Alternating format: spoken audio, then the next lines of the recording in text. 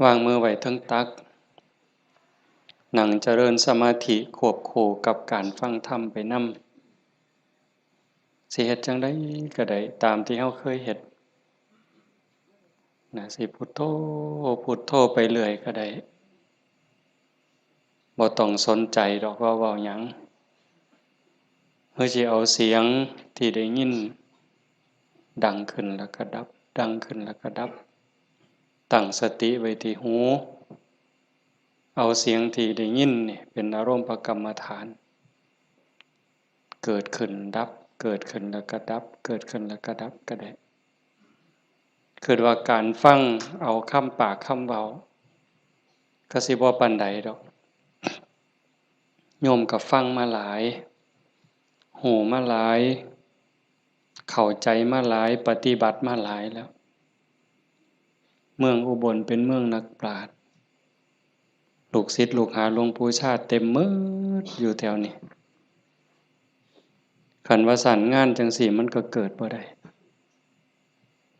ได้ยินอาจารย์สันติเพิ่นเล่าสู่ฟังน้อยๆอาตมาก็รู้สึกว่าดีใจนำอนุโมทนาสาธุโดยเฉพาะเจ้าภาพเจ้าของสถานที่คันเฮาบ่ได้เข้าใจในหลักธรรมบ่มีธรรมะเกิดขึ้นในหัวใจเนี่ยเฮ็ดจั่งใดสิเสียสละได้ปานนี้โยมน้อมจิตน้อมใจเบิ่งเจ้าของเด้แม้กระทั่งญาติโยมผู้มาร่วมประพฤติปฏิบัติคือกันถือว่าเฮาบุญหลายหลายคันบุญบ่หลายเนี่ยเฮาบ่ได้เกิดเป็นคนเป็นคนแล้วก็บ่ได้เป็นมนุษย์เพราะว่าคนกับมนุษย์มันคือแต่มันบ่คือก็คือเพียงแค่รูปร่างหน้าตากิริยาอาการคำปากคำเว้าแต่จิตใจความรู้สึกนึกคิดมันต่างเฮาได้เป็นมนุษย์พบพระพุทธศาสนาเกิดในบ้านในวัดในว่าในบ้านที่มีวัดมีว่ามีครูบาอาจารย์จูงใส่ศีลใส่ธรรมเฮาฟังหูเรื่องเฮาเข้าใจตั้งตนอยู่ในความบ่ประมาทกำลังดิ้นรนขนขวายหาที่พึ่งให้กับเจ้าของเฮากำลังหาที่พึ่งหาที่ยึดเหนี่ยวให้กับดวงใจเพราะว่าชีวิตเนี่ยมันประกอบด้วยสองอย่างอันหนึ่งกายอันหนึ่งใจร่างกายนี่ ก็อาศัยแรงบุญแรงบาปยังมีผสมประสานอยู่ในกระแสจิตก็จังได้มีโอกาสเกิดในโอกาสเกิดอาศัยท้องแม่แบ่งปันดินน้ำลมไฟมาเป็นเนื้อเป็นตัวถึงพ่อแม่สิแบ่งดินน้ำลมไฟเป็นเนื้อเป็นตัวเฮาแต่สิ่งที่ตกแต่งให้เฮาเป็นผู้หญิงให้เฮาเป็นผู้ชายเป็นคนขี้ร้ายเป็นคนงามเป็นคนโง่เป็นคนฉลาดเป็นคนทุกข์เป็นคนรวยอันนั้นขึ้นกับบุญเด้ขึ้นกับบุญกับบาปที่ได้เฮ็ดได้สร้างได้ทำไว้ตั้งแต่อดีตก่อนๆเฮาทั้งหลายจังว่ามีบุญบัดมันมาจากขันธ์แล้วหนีจากนรกพ้นนรกพ้นเปรตพ้นอสุรกายพ้นสัตว์เดรัจฉานได้มาเป็นคนยกระดับจากคนมาเป็นมนุษย์มีศีลมีธรรมเข้าใจในเรื่องราวของชีวิตแก้วแหวนเงินทองเฮาก็หาอยู่ประกอบสัมมาอาชีพเลี้ยงปากเลี้ยงท้องเลี้ยงลูกเลี้ยงหลานอยู่2 มื้อ3 มื้อที่เฮามาอยู่ในสวนธรรมเนี่ยคันไปค้าไปขายเด้ มันสิได้จักบาทผู้บางคนได้เป็นพันผู้บางคนได้เป็นหมื่นแต่ญาติโยมคิดว่าเอาไว้ซะก่อนแก้วแหวนเงินทองก็มีค่าอยู่มีประโยชน์อยู่แต่มันบ่สู่บุญบ่สู่บุญบ่สู่กุศลบุญกุศลจะเฮ็ดให้เฮาดียิ่งขึ้นไปกว่านี้สูงขึ้นไปกว่านี้บุญเป็นที่พึ่งปุญญานิปรโลกัสสมิงปฏิทาหุนติปานินังเพราะเหตุว่าบุญนั้นเป็นที่พึ่งของสัตว์ทั้งหลายในโลกหน้าพร้อมทั้งโลกต่อไปเพิ่งได้ตั้งแต่วินาทีนี้ตั้งแต่วินาทีที่เฮ็ดบุญก็เอากายเอาวาจาเอาใจนี่เฮ็ดบาปก็เอากายวาจาใจนี่เฮ็ดบาปเฮ็ดให้เกิดความทุกข์เกิดความเดือดร้อนคันแม่นเฮ็ดบาปดูๆเฮ็ดบาปบ่อยๆเฮ็ดบาปหลายๆถึงในขณะที่เฮ็ดมันสิม่วนมันสิสะใจก็ตามแต่จักมื้อหนึ่งเวลาหนึ่งมันจะเดือดร้อนในคราวที่มันลุ่มหลงมันก็บ่ย้านหยังดอกอย่างคนไปลักของเขาคนฆ่าเขาเนี่ยฆ่าสัตว์ลักทรัพย์ประพฤติผิดในกามล่วงเกินลูกหลานสามีภรรยาผู้อื่นนอกใจผัวเมียเจ้าของก็แล้วแต่ขี่ตัวใส่ร้ายป้ายสียุยงให้แตกร้าวสามัคคีตอนเฮ็ดตอนทำตอนกำลังมั่วเมาอยู่นี่ก็บ่ย้านหยังก็คิดว่ามันบ่มีผลแต่บัดฮอดเวลาหนึ่งมันจะเกิดความเศร้าหมองเกิดความย้านแต่มาว่าทุกคนเนี่ยแม่นสิปากคำเว้ายืนยันนักแน่นว่าบ่เชื่อดอกว่าบาปมีบุญมีชาติหน้าชาติก่อนนรกสวรรค์บ่มีดอกนั่นก็เว้าแต่ปากซ้อมเบิ่งโลดคันมีคนแนวนั้นอยู่ใกล้เฮาปากว่าบ่ย้านแต่ว่าใจส่วนลึกนี่มันยังมีอยู่วันๆอยู่คือกันบัดยามเจ็บยามไข้คือยามที่บาปกรรมมันตามทันตกทุกข์ได้ยากลำบากลำบนตอนนั้นสิกระวนกระวายเป็นทุกข์ตั้งแต่ยังมีชีวิตอยู่แต่คันคนที่เชื่อมั่นอยู่แล้วว่าบาปมีบุญมีชาติหน้าชาติก่อนนรกสวรรค์มีคันเผลอไปเฮ็ดบาปปั๊บด้วยความคิดไม่ออกนี่เคยเป็นคิดบ่ดีบ่งามกับพ่อกับแม่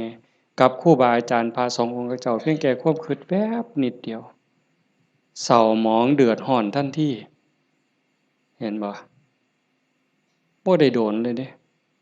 อากาลิโกเลยเด้เกิดทุกข์เกิดเดือดร้อนทันทีบาปคือความทุกข์คือความเดือดร้อนในปัจจุบันส่งผลไปเรื่อยๆเรื่อยๆคันกำลังบาปมันแห้งมันยังส่งผลอยู่เจ็บไข้ใกล้ล้มใกล้ตายมันก็หลอกหลอนพาจิตตกไปสู่อบายหนักสุดลงสู่นรกเบาลงมาเป็นเปรตอสุรกายเบาอีกเป็นสัตว์เดรัจฉานใส่บาปใส่กรรมอยู่นั่นเบาบางแล้วเมิดเวลากลับมาเกิดเป็นคนอีกเถื่อเศษบาปตามมาพิการหูหนวกตั้งแต่เกิดผู้บางคนตาบอดตั้งแต่เกิดผู้บางคนอวัยวะบ่สมส่วนผู้บางคนอวัยวะครบคือหมูตีนครบมือครบแข้งขาครบแต่ว่าขี้ร้ายโยมว่ามันถูกซ้ำใดเห็นหมู่เขางามเจ้าของก็นั่งเศร้าส่องกระจกยามใดจะแม่นอุกจะแม่นอัง ลังเถือก็หน้าตาดีดีแต่พิการมันมีแนวเฮ็ดให้กลุ่มใจทุกข์ใจอยู่หั่นบ้านเมืองเขามีมือ10นิ้วนิ้วมือ10นิ้วเจ้าของเพิ่นมี9เป็นตาอยู่บ่บัดนี้ไหว้พระยามใดก็จักสิเสี่ยงจักสิเฮ็ดจั่งใดขาดก็บ่ดีคันเกินมา11นิ้วแล้วบัดนี้สิ่งเหล่านี้เป็นผลของบาปที่ตามมาเล็กๆนะคันแม่นว่าอวัยวะก็คือหมู่อยู่หน้าตาก็พอไปวัดไปว่าก็บ่พอสิอายคนปานใดแต่ว่าทุกข์ล่ะเฮ็ดเวียกปานไฟไหม้มือไหม้ตีนค่ำบ่ได้ยืนคืนบ่ได้อยู่แต่บ่พออยู่พอกินจักเทื่อเอาคันให้อีกแนวหนึ่งดีล่ะพ่ออยู่พ่อกิน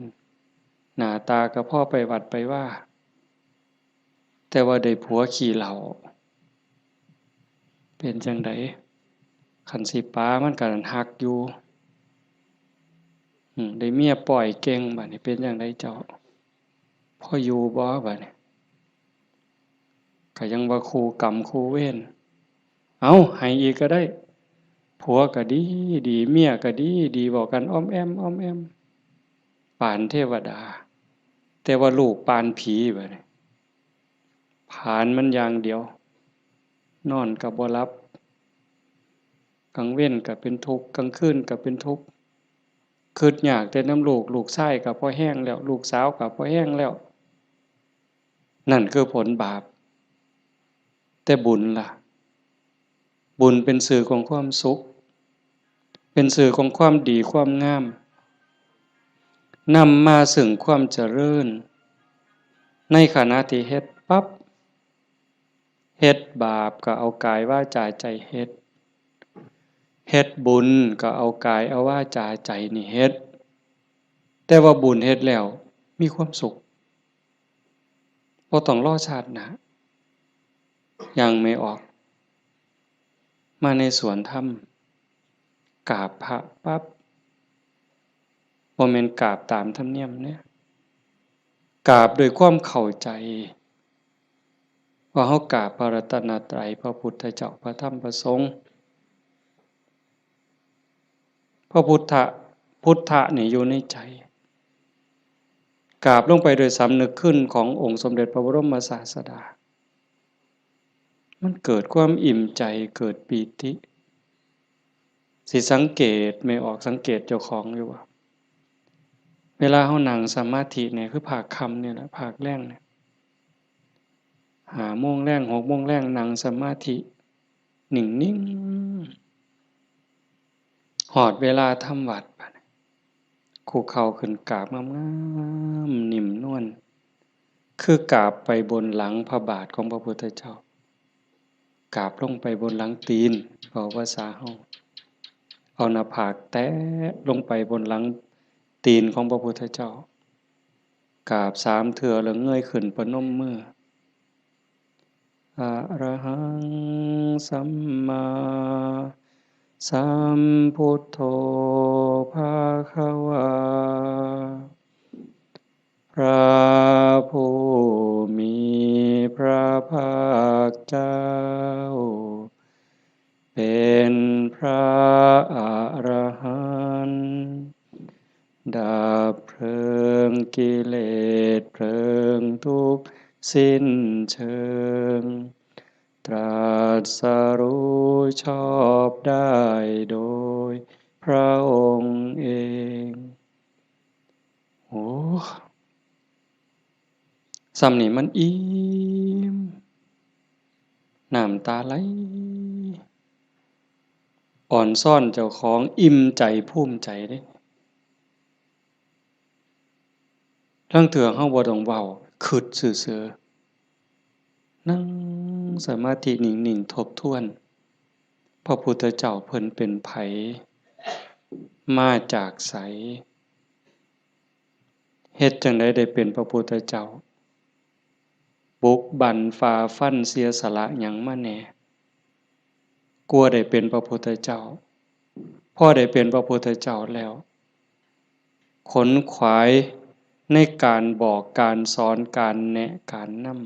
ำพระมหากรุณาธิคุณที่ยิ่งใหญ่หวังให้สรรพสัตว์ทั้งหลายพ้นไปจากความทุกข์พ้นไปจากการเกิดการแก่การเจ็บการตาย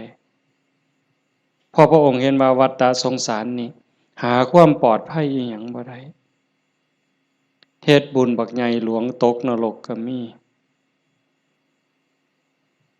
เฮ็ดดีมาตลอดชีวิตพลาดนิดเดียวล่วงลงสู่อบายก็บ่อึดแม่นสิเกิดมาเป็นคนดีแล้วงามแล้วร่ำรวยเฉลียวฉลาดมียศถาบรรดาศักดิ์แล้วแต่ความทุกข์ก็บ่เคยห่างหายไปจากคน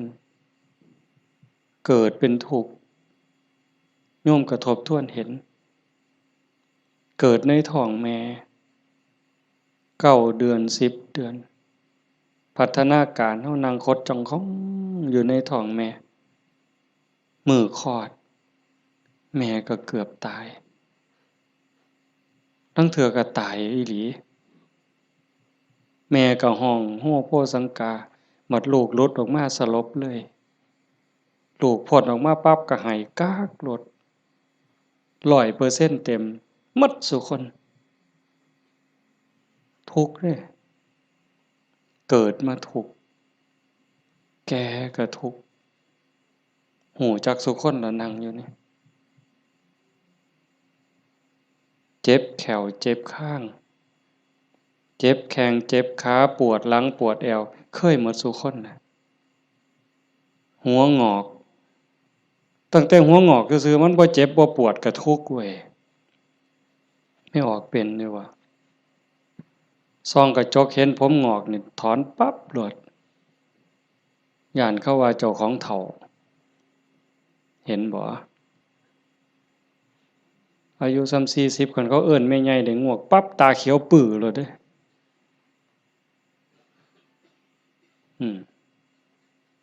แต่คันอายุ60เขาเอิ้นน้าสาวอายุปานใดล่ะ60โอ้ว่าแต่แม่น45หนูกินฮอดข้าวมาเลยเป็นบ้าเด้นี่ดีใจอะเห็นบ่เฒ่าก็เป็นทุกข์เจ็บก็เป็นทุกข์ตายล่ะคนตายตอนมันตายแล้วมันบ่ทุกข์ดอกร่างกายหั่นแต่ว่าความรู้สึกนึกคิดน่ะมันหั้นย้านตอนบ่ทันตายนี่มันย้านเป็นหยังจังย้านคันคำถามแนวนี้เป็นหยังจังย้านตายบ่มั่นใจในเจ้าของเอ้าที่จริงคันเฮาเฮ็ดบุญเฮ็ดกุศลสร้างคุณงามความดีไว้เพียงพอมันสิย้านเฮ็ดหยังอาตมาคือกันอาตมาย้านตายไม่ออกยังย้านตายอาตมาย้านอาตมาตกนรกนี่หม้องมันแม่นอีหลีบัดนี้คันว่าตายปั๊บอาตมาจะไปเกิดเป็นเทวดามีสวรรค์วิมานกว้างใหญ่มีบริวารล้อมหน้าล้อมหลังมีทิพย์หมดเฮาสิไปเกิดเป็นพรหมจังซี่สิไปย้านเฮ็ดหยังบัดนี้ก็ซ้ำเฮาสิหนีจากบ่วควายนอนจักขี้ตมจักขี้งัวขี้ควายไปขึ้นปราสาทมีเครื่องย้อมเครื่องทามีความหอมเต็มสะดวกสบายเฮาก็บ่ได้ย้านแต่นี่มันสิตกลงไปหลายกว่าเก่าเนี่ยมันก็เลยย้านแม่นคือบ่อาตมาบ่ฮู้ดอกโยมก็คิดเอาเองว่าโยมย้านคืออาตมาบ่ตายมันทุกข์ลางเทื่อก่อนตายเนี่ยญาติโยมนี่คนประพฤติปฏิบัติธรรมไปร่วมงานศพดูๆไปเยี่ยมคนป่วยบ่อยๆนี่ได้น้อมธรรมเข้ามาใส่ตนส่ำใดเห็นคนเจ็บคนป่วยทรมานโอ้ยบัดฮอดคราวเจ้าของสิเป็นจั่งใดน้อคิดดูเพราะพระพุทธเจ้าเพิ่นบอกว่าโอปัญญิโกควรน้อมเข้ามาใส่ตนเลือกได้อยู่บ่ล่ะโยมโอ้ยผู้ข้าสิเลือกเอาตายด้วยโรคอันนี้ดอกสิเอาไหลตายดอกเอ้าง่ายที่สุดแล้วเด้นี่เอาวะ กินข้าวอิ่มๆกับลูกกับผัวกับเมียแล้วนอนหลับแล้วตายไปเลยนี่ง่ายที่สุดเหรอเอาบ่ยังบ่ทันหันเอาอยู่เด้นี่ขนาดวิธีที่ดีที่สุดสบายที่สุดล่ะเด้ขันไปเว้าถึงพวกเจาะข้อเอาหายใจบ่ได้เจาะข้อเพราะท่านก็ป้อนอาหารทางสายยางเจาะสวงเอาเงี้ยวออกบัดนี้เอาเลือดก็ใส่ทั้งแขนข้างนึงน้ำเกลือก็ใส่แขนข้างนึงออกซิเจนงุ่มดังอีกเจาะสวงเอาน้ำออกบัดนี้อุ้ยผู้ใดคิดว่าเจ้าของสิบ่ถูกแนวนั้นแน่อยู่นี่ยกมือขึ้นเบิ่งบ่มีหลักประกันหยังเลยพระพุทธเจ้าเป็นผู้มีพระมหากรุณาธิคุณ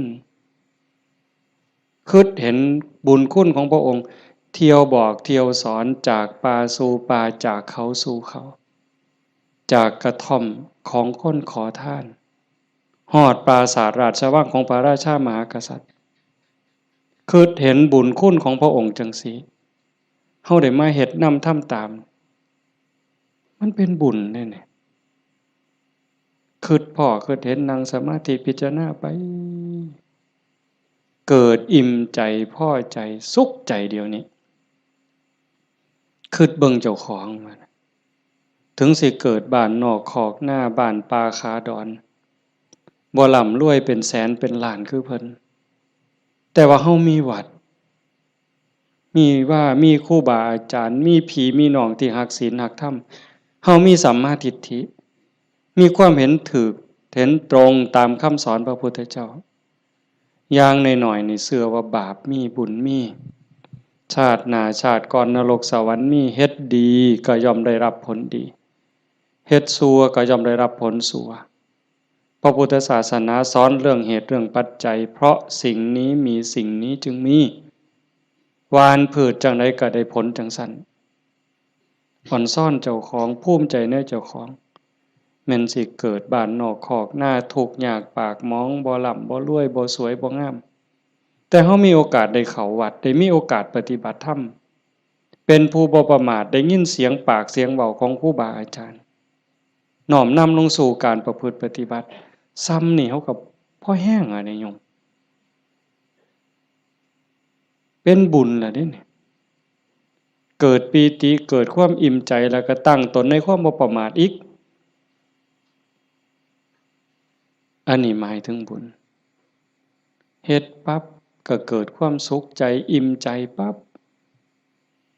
ขันเฮ็ดเรื่อยๆเฮ็ดบ่อยๆเฮ็ดดูๆจิตนึกตั้งแต่ถึงคุณงามความดีบัดเจ็บบัดป่วยบัดไข้บัดหนาวบัดสิล้มสิตายนิมิตที่มันดีมันงามนำพาดวงจิตดับปุ๊บไปสู่สุคติขันมันเฮ็ดดูอันนี้หมายถึงดีเด้ให้ท่านรักษาศีลเจริญภาวนาเลี้ยงพ่อเลี้ยงแม่เขาวัดเขาว่าสร้างน้ำทำบุญมีจิตเอื้อเฟื้อเกื้อกูลนะขันมันเฮ็ดดูบ่อยๆจิตมันเที่ยวทางนี้ดูอั่นดอกมันก็ง่ายต่อการสิเกิดสิ่งเหล่านี้ในการจูงจิตไปสู่สุคติดับปุ๊บก็ไปสู่สวรรค์ไปสู่พรหมเอิ้นว่าไปสู่สุคติใส่บุญใส่กุศลไปจนหมดแห้งของบุญของบาปของบุญของกุศลส่วนนั้นหมดเวลาขันบ่ทันถึงความเป็นพระอริยเจ้ากลับมาเกิดเป็นคนอีกเถื่อบัด ผลบุญพามาเกิดเป็นคนเศษบุญตามมาปุ๊บรูปร่างหน้าตาผิวพรรณสวยสดงดงามมีความอ่อนน้อมอ่อนโยนมาแต่ต้นเกิดในตระกูลสูงเชื่อผู้ดีให้ทานมาหลายๆด้วยจิตศรัทธารวยตั้งแต่เกิดแต่มาเว้ามาหลายๆปีแล้วว่าคันคนให้ทานด้วยความศรัทธาด้วยความเลื่อมใสเฮ็ดด้วยความจริงใจผลมันให้รวยบางเทื่อรวยตั้งแต่เกิดบ่ทันมื่นตาซ้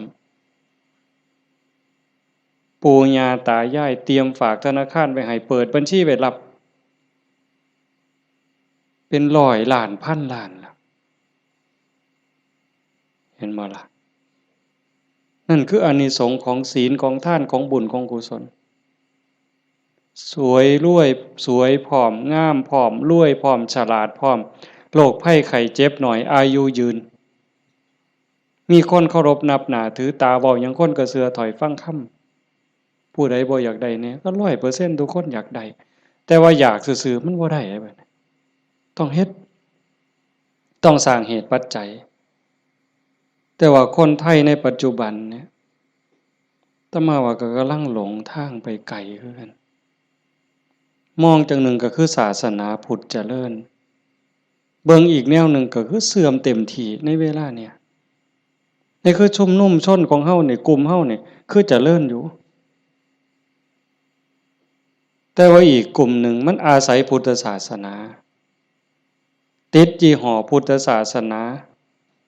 แต่ว่าเนื้อในแกะกล่องเปิดขวดกินเข้าไปมันบ่แม่นบ่อยากเว้าหลายปานใดดอกเรื่องหมู่นี้แต่มันทั้งเถื่อกับเป็นตาเว้าอ่อนวอนบวงสรวงพิธีกรรมนี่มันออกนอกทางหมดนิยมคันมันสิง่ายปานนี้พระพุทธเจ้าสิมานั่งเฮ็ดหยังสิสอนเฮาให้ฝึกให้ฝนให้เพียรเฮ็ดหยังครูบาอาจารย์หลวงปู่หมั่นหลวงปู่ชาเอาชีวิตเกือบบ่รอดเขาซั่นก็ขึงฝ่ายแล้วก็มาผูกหัวเจ้าของก็สวดซะทีล่ะอิติปิโสล้าน800,000ก็ได้ตัวให้มันหอเวินๆๆๆกิเลสคูโคบๆๆๆออกโลดติล่ะมันแม่นบ่ล่ะกระแสนี่กำลังแห้งแม่ออกกระแสนี่กำลังหลายลางเทื่อก็เงินนี่เป็นตัวตั้งบ่ได้ตั้งใจดอกแต่ขี่รถมาได้ยินแหมเปิดวิทยุฟังแถวๆนี้ล่ะวิทยุแถวๆนี้ล่ะหมดนำกันนี่ล่ะเนาะเพราะว่ามันได้เงินหลายบางมื้อวันที่2บ่อาตมาไปเทศน์งานหนึ่งเทศน์จบคนกำลังหลั่งๆๆๆๆมาบัดยามมื้อเช้ามื้อรุ่นก็เลยถามประธานงานเขาก็บ่ฮู้ดอกว่าท่านเข้าใจว่ามันเป็นแนวใดอะนะถามว่าเป็นจั่งใดงานเรียบร้อยดีอยู่บ่ว่าซั่น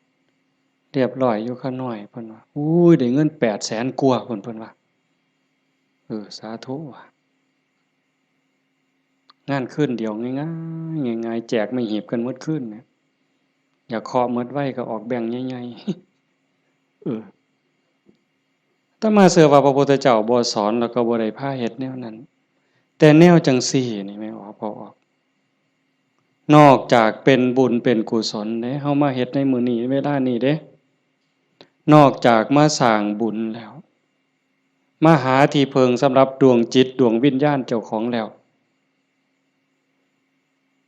ชีวิตมันมีกายกับใจอย่างว่าร่างกายประกอบด้วยดินน้ำลมไฟเหมือนเวลามันก็แตกสลายดินขึ้นดินน้ำขึ้นน้ำลมขึ้นลมไฟขึ้นไฟแต่กระแสจิตกระแสใจกระแสวิญญาณเดินทางต่อหอบบุญหอบบาปไปขันดวงจิตดวงใจดวงใดได้รับการพัฒนานอกจากบุญแล้วพัฒนาคือมันเฮ็ดให้เกิดให้มียกระดับเจ้าของสูงขึ้นจากอำนาจการบีบคั้นกดขี่ข่มเหงของกิเลสคือความโลภความโกรธความหลงจิตดวงนั้นเบายิ่งเบายิ่งละเอียดยิ่งสูงใกล้พระพุทธเจ้าไปเรื่อยๆเรื่อยๆเรื่อยๆขันใจต่ำก็หมายความว่ากิเลสถมมันหลายใจสูงกิเลสติดหน่อยขันสูงที่สุดกิเลสเกาะบ่ได้ก็เป็นอิสระจากกิเลสไปเฮามาเดินจงกรมมานั่งสมาธิสวดมนต์ฟังเทศน์ฟังธรรมก็เพื่อสิซักฟอกจิตใจเจ้าของ การฟังธรรมนี่ก็เป็นตนหนึ่งเฮ็ดให้เฮาได้เกิดปีติเกิดความสุขเกิดสมาธิตั้งแต่เกิดความเข้าใจได้ส่องได้ทางยกจิตเจ้าของให้มันสูงยิ่งขึ้นได้เฮาก็เฮ็ดหลายๆอย่างทั้งการฟังทั้งการประพฤติปฏิบัติทั้งการสวดมนต์เฮาทำวัดแปลมันยิ่งเห็นยิ่งเข้าใจอย่าเอาเพียงแค่มวลเอาเพียงแค่ความไพเราะอย่างเดียวเฮาสวดซ่าๆเฮามีโอกาสพินิจพิจารณาถึงความหมายที่เฮากล่าวออกไปแต่ละคำน้อมนึกเห็นพระพุทธเจ้านึกถึงครูบาอาจารย์พระอริยสงฆ์คือจังเพิ่นบอกเพิ่นสอนอ่านไปนำสวดไปนำพิจารณาหาเหตุหาผลหาความหมายนำมันจะได้เข้าใจยิ่งขึ้นคันเฮาคิดจังสี่คือโยมพอออกผู้เป็นเจ้าภาพเป็นตะเงิดคนอีหลีเด้อาตมาเห็นอาจจะเห็นมาหลายแต่จื้อได้นี่เป็นรายที่สองผู้หนึ่งโยมเพื่อสังขะจังหวัดสุรินทร์เฮ็ดแรกๆเนี่ยเฮ็ดเป็นรีสอร์ทเฮ็ดสวนนี่เป็นรีสอร์ทมีบ้านพักเอาไปเอามาไปปฏิบัติธรรมดูเขาก็คือสิบ่ต่างกับเจ้าภาพเฮาใจตกลงไปในกระแสธรรมหักศีลหักธรรมมั่นใจแล้วว่าอันใดสิเป็นที่เพิงของชีวิตอันใดสิเป็นสมบัติควรสิถือออกจากโลกนี้ก็ค่อยๆเปลี่ยนบัดจากรีสอร์ทจากบ้านพักนัดพี่นัดน้องไปร่วมปฏิบัติจากกลุ่มก่อนเล็กๆจัดประกาศงานบักใหญ่มีงานปฏิบัติธรรมมาหลายปีตั้งสถานีวิทยุคือกันเลย2 ปีที่ผ่านมาหลังเนี่ยจัดงานปริวาสโยมได้เนี่ยไม่ออกได้เนี่ยเอาสวนเจ้าของจัดเป็นงานปฏิบัติธรรมนิมนต์พระมาเขาอยู่ปริวาสกรรมญาติโยมไม่ออกชาวบ้านก็มาร่วมปฏิบัตินำกับพ่อๆกันนี่แหละครับเฮาแต่เพิ่นก็มีพระเสริมเข้ามานี่คือมั่นใจแล้วว่าสิ่งที่สิถือออกจากโลกนี้นอกจากบุญกุศลคุณงามความดียังมีโอกาสได้คัดเกลาจิตใจยกระดับจิตวิญญาณเจ้าของให้สูงขึ้นให้มันสูงขึ้นจากอำนาจของความโลภความโกรธความหลงความอิจฉาริษยาอาฆาตพยาบาทจองเวรหน่อยเนื้อต่ำใจบุญยังบ่ทันปลอดภัยปานใดเลยดีอยู่แต่บ่ทันปลอดภัยเพราะว่าคำสอนของศาสนาญาติโยมก็ได้ยินอยู่แล้วหลายๆมื้อเฮาก็ทำวัดอยู่ประจำละชั่วประพฤติดีเห็นบ่ละชั่วประพฤติดีทำจิตให้บริสุทธิ์ตัวจิตบริสุทธิ์นี่จึงเป็นพุทธศาสนาละชั่วมาเฮ็ดดีนี่มันยังบ่ทันฮอดพุทธศาสนาแต่มันเป็นหลักสากลของโลกของจักรวาลผู้ใดเขาก็สอนกันแบบนี้ญาติโยมก็ลองพิจารณาว่าชีวิตเฮาที่เหลืออยู่เนี่ยเฮาสิเฮ็ดจังไดจังสิใกล้พระพุทธเจ้าใกล้หลักธรรมเข้าไปที่สุดจากชั่วมาถึงดีจากดีไปถึงว่างจากชั่วมาถึงดีจากดีไปถึงว่างตัวทางสายกลางเนี่ยเฮาเดินจงกรมเฮานั่งสมาธิแน่ๆแล้วว่าเฮานั่งเอาบุญแต่ว่าเหนือกว่านั้นเด้การพัฒนาการยกระดับจิตโยมก็ต้องเบิ่งนำเพราะว่าธรรมะคำสั่งสอนของพระพุทธเจ้ามันปฏิบัติได้บ่จำกัดการสวากขาโตภควตาธัมโมพระธรรมเป็นสิ่งที่พระผู้มีพระภาคเจ้าตรัสไว้ดีแล้วเฮาสวดมนต์ว่าจังซี่ ดีนี่หมายความว่าจังไดดีก็หมายความว่าบ่ชั่วตอบแบบพี่บ่าเว้าเด้ดีคือบ่ชั่วแต่ในความหมายนั้นดีแล้วหมายความว่าบ่ขาดพระพุทธเจ้าสอนไว้ตรัสไว้บ่ขาดแล้วก็บ่เกินพอดีพอดีสำหรับการดับทุกข์สำหรับการสร้างบุญสร้างกุศลสร้างประโยชน์กับส่วนรวมแล้วพอดีสำหรับการดับทุกข์บ่ต้องเติมเข้าไปอีกแล้วก็บ่ต้องเอาออกคำสอนเนี่ยบ่ต้องเอามาเติมคันพวกมาเติมกลายเป็นสัตว์ทำปฏิรูปเป็นของปลอมไปมองศาสนาสิฟั่นเฟื่อนมองเฮาสิหลงทางเสียเวลาของชีวิตเฮ็ดไปก็เสียเงินเปล่าเสียเวลาเปล่านั่นคือมันเป็นสัตว์ทำปฏิรูปเป็นของเกินเป็นของไร้สาระแต่ว่าเติมเข้ามายัดใส่พระโอษฐ์ของพระองค์ว่าอันนี้พระพุทธเจ้าตรัสนี่คือเหตุการณ์หลายๆอย่างอยู่ในเวลานี่ในสังคมชาวพุทธเฮาบ่ขาดแล้วก็บ่เกิน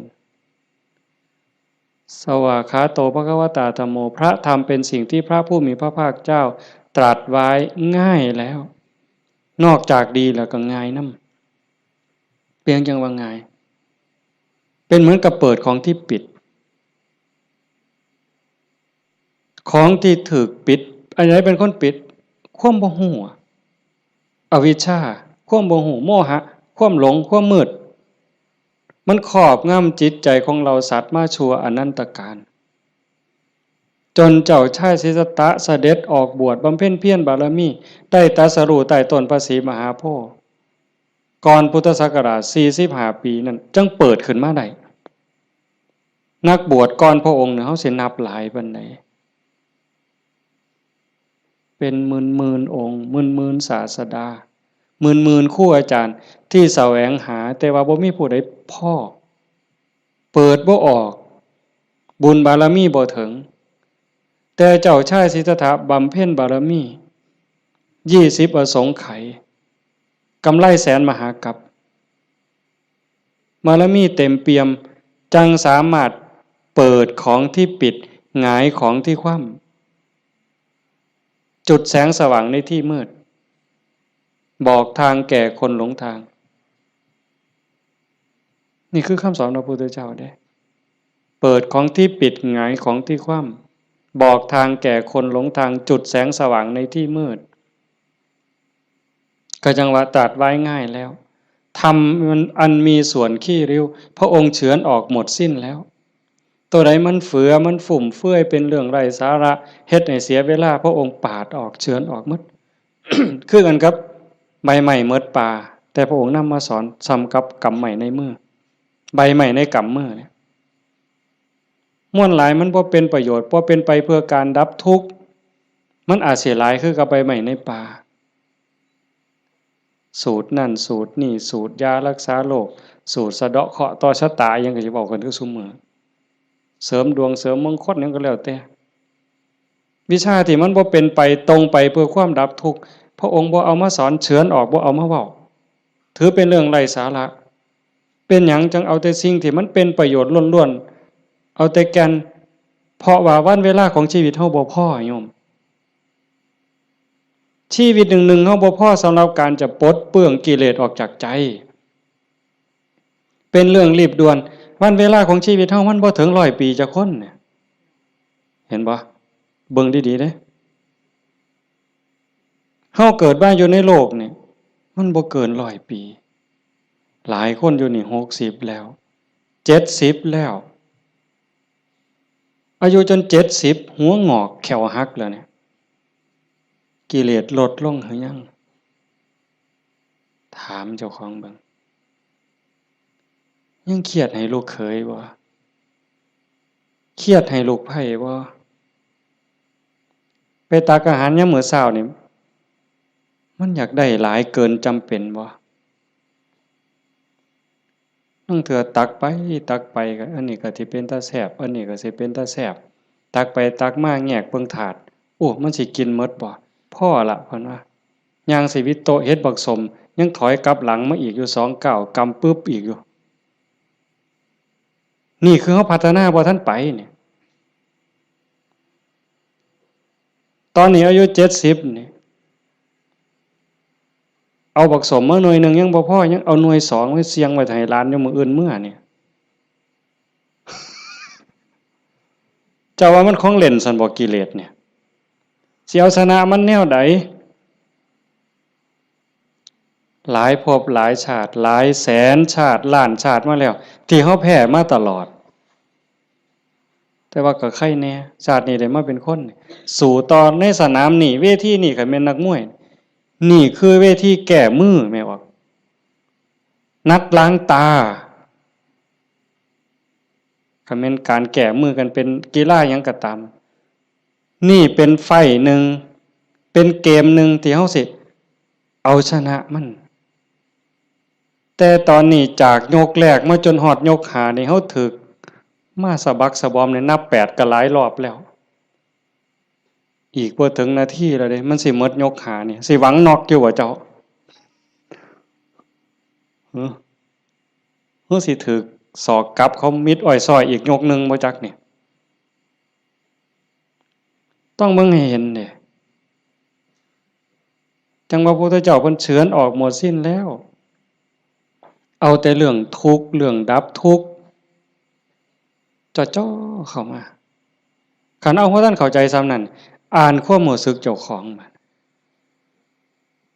เฮามาเดินจงกรมนั่งสมาธิซ้ายย่างเนาะขวาย่างเนาะสิย่างพุทโธก็แล้วแต่ย่างเฮ็ดหยังอาตมาอาจสิเว้าบ่ถูกเด้ญาติโยมอาจจะเข้าใจกว่าอาตมาก็เว้าไปตามบ่าซั่นเนาะย่างเพื่อฝึกสติเพื่อเพิ่มความถี่ของสติสัมปชัญญะสติคือความระลึกได้สัมปชัญญะคือความรู้ตัวฝึกบ่อยเฮาเผลอนี่เอาวันนี้เรื่องบุญน่ะมันของตายอยู่แล้วไม่ออกบ่ออกเรื่องบุญน่ะของตายเพียงแค่เฮาตั้งอกตั้งใจมีศรัทธามาเฮ็ดในบุญของตายมันได้อยู่แล้วจากชั่วมาถึงดีจากดีมาถึงว่างจากบาปมาถึงบุญจากบุญไปถึงว่างเนี่ยบุญน่ะของตายเฮาเพียงแค่มีศรัทธามานี่มันมหาศาลแล้วบุญเป็นต้นหนุนแต่เฮาสิเอาดีกว่านั้นบ่คันเจ้าดีกว่านั้นทุกอย่างก้าวที่เฮาย่างซ้ายหูว่าซ้ายขวาหูว่าขวาคันสิเอาขวาพุทธซ้ายโทก็ให้ฮู้อย่าให้จิตออกนอกปกติคนเฮานี่จิตมันสิส่งออกนอกย้อนไปอดีตบ้างมื้อวานมื้อก่อนปีกาย10 ปีก่อนยังเอามาคิดดีบ่ดีก็ให้คือเห็นแนวเป็นตะทุกข์หลายเศร้าหลายนอนให้คือเห็นตั้งแต่10 ปีก่อนพุนอันนี้ก็บ่แม่นคิดไปคิดมาเห็นตั้งแต่อดีตได้ตามใจเฮ็ดอันนั้นก็แม่นหมดแน่นหมดถูกใจเจ้าของหมดนอนหัวยุ่มอยู่อันนี้ก็บ้าบ่แม่นคันบ่อยู่กับอดีตบ่นี่พูดอนาคตมื้ออื่นมื้อนี้ผู้เขาหดบ่นอพูนย่านผู้เหี่ยวอะมึงติล่ะอีหล่าหลานน้อยมันสิคิดฮอดแม่ใหญ่มันบ่นอไปดอกเด้อืมอันนั้นอันนี้มันสิได้เป็นจังซี่บ่เกิดความวิตกกังวลไปข้างหน้าอันนี้ก็บ่แม่นการประพฤติปฏิบัติพระพุทธเจ้าเพิ่นบอกให้อยู่ในปัจจุบันอดีตก็ละไปแล้วอนาคตก็ยังไม่มาให้อยู่กับปัจจุบันที่เฮาพุทโธนี่คือให้เห็นปัจจุบันหายใจเข้าพุทนี่เห็นปัจจุบันโธออกนี่เห็นปัจจุบันในเมื่อมีสติอยู่กับปัจจุบันอันนี้เป็นเครื่องฝึกเป็นเครื่องมือในการฝึกจิตที่มันเคยวอกแวกไปอดีตแน่อนาคตแน่บ่นิ่งแน่เพราะเฮาจับไว้กับอารมณ์พระกรรมฐานผู้บางคนก็ท้องพองท้องยุบหนอพองหนอพุทโธคือลมหายใจซื่อๆเอามันมาจับไว้นี่จิตมันก็ค่อยนิ่งเข้าคันเฮาบ่ลดละความเพียรคันจะเว้าถึงสติเป็นคือกับหัวสติเตสังนิวารนังสติเป็นเครื่องกั้น กั้นหยังกั้นกิเลสกั้นกิเลสคือความเศร้าหมองคือความมืดความเศร้าหมองแห่งจิตแห่งใจบ่ให้มันมาท่วมทับจิตก็คือฝึกจังซี่คันสมมุติว่าสติเป็นเครื่องหัวเป็นหลักหัวมื้อหนึ่งคือฮอดพุทโธเทื่อหนึ่งขาดบ่เนี่ยหมดมื้อคือฮอดพุทโธได้เทื่อหนึ่ง2เทื่อ10เทื่อ100เทื่อก็ยังว่าห่างคันมันเป็นหลักหัวนี่ลมฮอดสร้างคันสมมุติว่าเฮ็ดไร่เฮ็ดนานี่บ่ว่าแต่งัวเขาสิมากินดอกควายสิมากินดอกลมฮอดสร้างหัวมันห่างแม่นแหมมื้อนี้เฮาฝึกดูๆมาเพียรปฏิบัตินี่ฝังหลักที่เขาแต่ก่อนมันห่างเป็น2-3 เมตรสร้างเขาได้มื้อนี้ปักเข้าไปกลางกึบเหลืออยู่เม็ดครึ่งสร้างเขาบ่ล้มเด้แต่ว่าควายเขาได้เด้ฝึกเข้าไปอีกเพียรไปอีกพยายามเข้าไปอีกฝักกึบเข้าไปอีกจากเม็ดครึ่งเหลือ75เส้นจบควายเขาบ่ได้งัวเขาบ่ได้แต่ว่าหมูอาจสิเขาได้เด้ดุดมุนเลยเสียบเข้ากลางกึบเหลือ30กว่าเส้นหมูเขาบ่ได้แต่หมาเขาได้บัดนี้เพี้ยนเข้าไปอีกสับเข้ากลางจาก30กว่าเหลืออยู่20 15ขึ้นไปหา20เสียบเข้าไปอีกเหลืออยู่10กว่าเส้นบัดนี้แล้วไก่ก็เขาบ่ได้เสียบเข้าไปอีกไก่เขาบ่ได้กบอาจสิเขาได้ที่เขาอีกกบเขาบ่ได้เขียดโม่เขาได้ที่เขาอีกเขียดโม่เขาบ่ได้เขาได้แต่เขียดไก่หน้าสติเฮาคือกันสติสัมปชัญญะฝึกบ่อยๆฝึกดูๆเห็นดูๆหูดูๆมันก็จะเป็นความชำนิชำนาญความระลึกรู้ระลึกเห็นบ่อยๆเกิดขึ้นอยู่ในปัจจุบันบ่อยๆบ่ได้แวบไปสู่อดีตบ่ได้แวบไปสู่อนาคตเกิดความตั้งมั่นเกิดความมั่นคงสติสัมปชัญญะสมาธิความตั้งมั่นได้บัดนี้สมาธิคือความตั้งมั่นแห่งจิตจิตบ่วอกแวกปัญญารอบรู้ในกองสังขารที่มันมาหลอกจิตสังขารกลางกายก็อีกอย่างนึง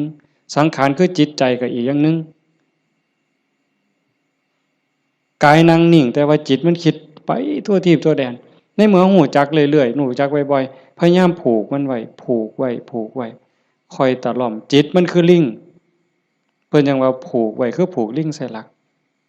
สติเป็นเหมือนกับเชือกองค์ภาวนาเป็นคือกับหลักมันสิดื้อปานใดลิงมันดื้อไปโลดมันไปบ่ได้จักหน่อยมันก็ล้ามันก็ซ่าลงจักหน่อยก็นั่งจิตเฮาคือกันเฮาบ่เครียดดอกมันไปก็ปล่อยมันไประลึกได้ปั๊บก็กลับมาใหม่ระลึกได้ปั๊บกลับมาใหม่ดูเข้ามันก็มีทางมันก็เป็นความชินของมันอยู่จักหน่อยก็นิ่งได้พอแต่มันนิ่งมันอิ่มแน่ไม่ออกก็สิเคยเห็นหลายคนนั่นล่ะเก่งกว่าอาตมาล่ะนั่งอยู่นี่ซ่อมเบิ่งเนี่ยเกิดความอิ่มใจสุขใจคันเฮ็ดดูๆบ่อยๆอย่างเฮาเบิ่งท้องพองท้องยุบเห็นคักๆขณะที่ท้องพองขึ้นปุ๊บๆๆๆทอเส้นผมปุ๊บๆๆขึ้นมาก็เห็นยุบลงปุ๊บๆๆๆทอเส้นผมนี่ก็เห็นหายใจเข้าหายใจออกคือกันในนี่มันก็มีการเกิดดับเห็นอยู่ในหมดเห็นจังซั่นปั๊บเกิดปีติเกิดความสุขเกิดอิ่มใจอันนี้เล็กๆดอกของเล่นน้อยๆขนอดบางเถื่อเฮาเฮ็ดดูๆบ่อยๆจนได้ฮู้จักมันแน่แล้วบัดเกิดมื้อหนึ่งเวลาหนึ่งเฮามีเรื่องต้องคิดต้องอ่านมันหนหูหนหวยกัดกุ้มกระวนกระวายคิดพ้อปั๊บคิดฮอดกรรมฐานหายใจเข้าดึงลมหายใจเข้าหายใจยาวๆบึบหายใจออกปึ๊บเย็นว่า ขนลุกวืบโล่งอันนี้ก็มีก็เป็นบอนพักอีกอันนึงคันเฮ็ดจังซี่ดูๆบ่อยๆๆเฮาสิเล่นจังไดกับมันก็ได้ไม่ออกเคยเบิ่งความคิดเจ้าของบ่นั่งเบิ่งซื่อๆนี่ หลังจากเบิ่งลมหายใจเข้าหายใจออกพอสมควรบัดเวลาหนึ่งเขาอยากเล่นกับความคิดตั้งสตินั่งจังสิปั๊บก็หลับตาเบิ่งรูปเจ้าของนั่งหลังจากนั้นก็ย้อนเข้ามาทางในเบิ่งจิตที่มันนิ่งธรรมชาติจิตมันนิ่งมันว่างมันสว่างเป็นประภัสสรแต่กิเลส ความโลภความโกรธความหลงนั้นมันเป็นแขกมาเยี่ยมมาเยือนชั่วคู่ชั่วข้าวเยี่ยมแล้วก็ไปเยี่ยมแล้วก็ไปแต่ว่าเฮาขาดสติบ่เนี่ยมันเยี่ยมตลอดเวลามาทางตาแน่ทางหูแน่ทางจมูกแน่ทางลิ้นแน่ทางกายแน่รับหูรับตาไว้ก็มาทางใจคิดอยู่ตลอดนี่คือแขกในเมื่อแขกมาเยี่ยมดูจิตใจอ่อนล้าเจ้าของบ้านบ่ได้พักข้าแต่ต้อนรับแขก ไม่ออกเคยเป็นบ่ล่ะสมมุติว่าเป็นเฮาเนี่ยล่ะเดี๋ยวกับผู้นั้นมาผู้นี้มาต้อนรับอยู่หมดมื้อหมดเว้นหาข้าวหาน้ำมาอยู่ให้กินคอยเว้าคอยจาทักทายปราศัยเมื่อยเด้คนบ่ได้พักก็เมื่อยก็ล้าใจบ่ได้พักก็คือกันเดี๋ยวก็โลภเดี๋ยวก็โกรธเดี๋ยวก็หลงเดี๋ยวก็ฮักเดี๋ยวก็ชังเดี๋ยวก็ย้านอยู่หั่นแต่คันเฮาได้เฮ็ดสมาธิได้ภาวนาจิตมันได้พักเป็นพักเป็นพักเกิดความหนักแน่นมั่นคงเด้เวลาที่จิตเฮามีสมาธิเกิดความหนักแน่นแม้นมันบ่เป็นสมาธิแบบที่เฮาเว้าถึงกันจนว่านิ่งสว่างดับไปเป็นชั่วโมง2ชั่วโมงเป็นมื้อเป็นเว้นก็สร้างเพียงแค่เฮาเห็นลมเข้าลมออกเนี่ยคือเห็นพุทโธติดต่อกันจัก5นาที10นาทีมันมีแห้งแท้เด้ไม่ออกหลายคนเป็นอยู่มั้งเห็นพุทโธลมเข้าก็พูดลมออกก็โธต่อกันจัก5นาที10นาทีนี่มันเกิดความมั่นคงในใจคันแม่นกกเสานี่ก็ซ้ำเสาปูนแล้วอยู่บ่ติงเด้จิตใจบ่หวั่นไหวนักแน่นมั่นคงโยกบ่ได้เห็นบ่แต่คันไปกว่านั้นบัดน่ะอ่านเบิ่งความคิดคิดปั๊บฮู้ปั๊บคิดปั๊บฮู้ปั๊บคิดปั๊บฮู้ปั๊บเฮานั่งจังซี่คือกันไม่ออกคันสมมุติว่าเฮาพุทโธพุทโธแล้วมันมักคิดเอาแนวใหม่เอ้ามึงคิดกูสิเบิ่งบัดนี้บ่พุทโธแล้วเซาพุทโธคิดปั๊บฮู้ปั๊บคิดปั๊บฮู้ปั๊บบ่คิดต่อมันเด้บ่คิดซอยมันฮู้มันซื่อๆมันเซาเด้ฮู้ปั๊บมันเซาเลยเด้มันอยากอายซ้ำกับลูกกับหลานสิไปลักกินของเนี่ยเสียงตาน้อยเบิ่งหดมือปั๊บโลดเด้เป็นแนวนั้นเบิ่งความคิดอันนี้ก็ตัวหนึ่งเอาไปเอามาฮู้ขบวนการกันแรกๆตั้งเทื่อมันคิดไปแล้วสมมุติคือเขียนหนังสือนี่บออานอบานไม่โทบ้านบออุบออัวบัวออามองามฮอดพุ่นจังคิดออกฮอดม่อมาแล้วโอ้ยคิดไปหยังฮอดพุ่นตั้งสติไหมมันเขียนไหมมันอาจสิฮอดงออาบ่ทันได้ม่อมาฮอดสระปั๊บฮู้ปั๊บคันฮู้รู้มันสิสั่นเข้าได้บัดแต่คันแรกๆปั๊บมันฮอดงออามองามบ้านบัวงามมันเฮาตั้งสติดีๆเอาก่อนมันมาฮอดม่อมาเนี่ยมันว่าหยังก่อนสระอาก่อนสระอาเด้งองูก่อนงองูเด้วอแหวนก่อนวอแหวนมหานากาศก่อนมหานากาศบอใบไม้ไล่ถอยกลับมาลุ้นไปอีกสั่นเข่าคิดปั๊บหูปั๊บคิดปั๊บหูปั๊บการปรุงแต่งของจิตของสังขารมันไปบ่ได้ไกลเพราะหูมันอยู่จอบมันอยู่จากไปหอดบ้านบัวงามมันต้องบัดสุดท้ายมันหอดเพียงแค่บออาเพราะท่านไม่โทษสั่นเข้ามาหอดบอใบใหม่มัดโตเบิ่งดูบอใบใหม่เพียงแค่ขอดหัวหูจักหยุดปุ๊บเป็นได้แนวนี้ก็เป็นตรงมันว่างตรงมันนิ่งตรงนี้กิเลสบ่มานั่นคือจิตเดิมสะอาดบริสุทธิ์ บ่พาเจ้าของทุกข์เข้าใจได้เลยว่าคำสอนของพระพุทธศาสนาสูงสุดเพื่อบ่ทุกข์คำสอนของพระพุทธเจ้าทั้งหมดเป็นไปเพื่อดับทุกข์เป็นไปเพื่อพ้นทุกข์จังว่าความว่างจากความยึดมั่นในความเป็นตัวเป็นตนในสิ่งที่ใดที่มีที่เป็นเฮาประพฤติปฏิบัติจังซี่คือกันเดินจงกรมนั่งสมาธิเพื่อเจริญสติสัมปชัญญะปัญญาสมาธิให้มันหูเท่าทันในเมื่อกิเลสเกิดมากระทบกิเลสคือความทุกข์คือความเดือดร้อนความเศร้าหมองต่างๆมันจะเกิดขึ้นกับจิตกับใจมันมาทางใดๆมันมาทางตามันเข้าทางตาเข้าทางหูทางจมูกทางลิ้นทางกายทางใจเพิ่นเอิ้นว่าอายตนะอายตนะเป็นเครื่องเชื่อมต่อภายในก็มี6ภายนอกก็มี6ตามันเป็นคู่กับรูปหูเป็นคู่กับเสียงจมูกเป็นคู่กับกลิ่นลิ้นเป็นคู่กับรสกายเป็นคู่กับสัมผัสใจเป็นคู่กับอารมณ์มันใส่ตาใดเข้าทั้งตาใดมันเข้าทั้งตาใส่หูใดมันเข้าทั้งหูใส่ดังใดมันเข้าทั้งดังใส่ลิ้นใดเข้าทั้งลิ้นรับหูรับตาไว้มันเข้าทั้งใจไปเฮาฝึกสติสัมปชัญญะเพื่อให้อยู่กับปัจจุบันให้มันเท่ามันทันให้มันเร็วเวลาเกิดการกระทบตาเห็นรูปปั๊บตาบ่บอดมันต้องเห็นตาบ่บอดมันต้องเห็นเป็นเรื่องธรรมดาเห็นปั๊บเฮ็ดจังไดบัดนี้เฮ็ดจังไดในเมื่อตาเห็นรูปปั๊บเฮาสิรักษาใจบ่ให้มันหักบ่ให้มันสั่งบ่ให้มันดีใจบ่ให้มันเสียใจนี่คือตัวปฏิบัตินี่คือทางสายกลางเห็นปั๊บให้ใจเป็นปกติคือบ่ทันเห็นคือกับเฮานั่งเบิ่งพุทโธพุทโธตาเห็นปุ๊บหูปั๊บ